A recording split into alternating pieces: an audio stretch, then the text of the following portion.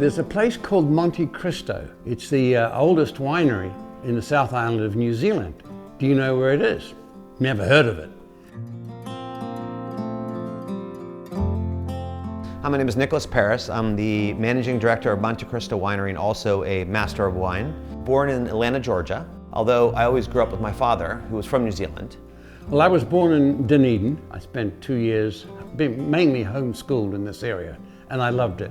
And I loved it ever since. The mountains, the time, it's a beautiful part of the world.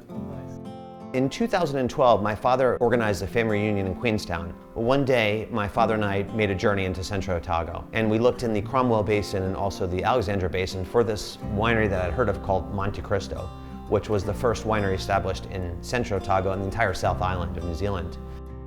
We drove around asking each winery, asking locals, where is this place? No one really knew, and so we gave up at that point in time. Little did we realize that my favorite cousin, who lived with me for several years at our home in Dunedin, that her son owned the property. After several years of talking, we decided to restore the old building with Heritage New Zealand, turn the winery into our cellar door, and then resurrect the Monte Christo brand.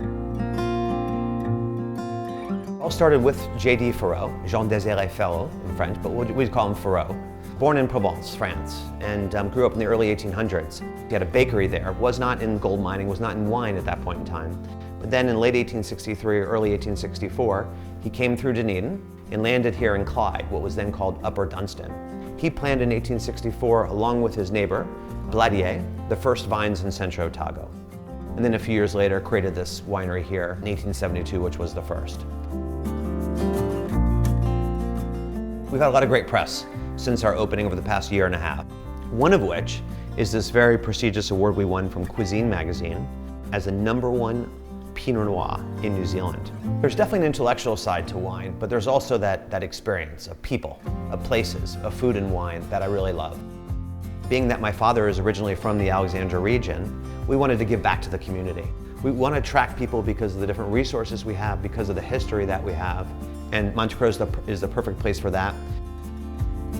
Given my background in education, I could see the history and I could see an opportunity to make an educational winery. There's a guided tour where first you walk up a ramp and you see where the grapes are brought in on trucks, where they're added into a hopper, go up an elevator, into a destemmer, and then they go into the winery. I think we all secretly want to be winemakers, and this is an opportunity to do that. We also have 3 guest cottages on site, which are beautiful places for people to stay in. We have Fritzy, where we offer a variety of small plates. We also have a beautiful backup kitchen, which could support that. We really want to give people experience, and that's what the Wine Club is. Getting on our newsletter, it's hearing what's new at Monte Christo. Opportunities for discounts, free shipping in New Zealand, first invite to events, in addition to our many wines. I hope that they get a little bit of the history, and I hope they take the time to really appreciate what it is they're drinking.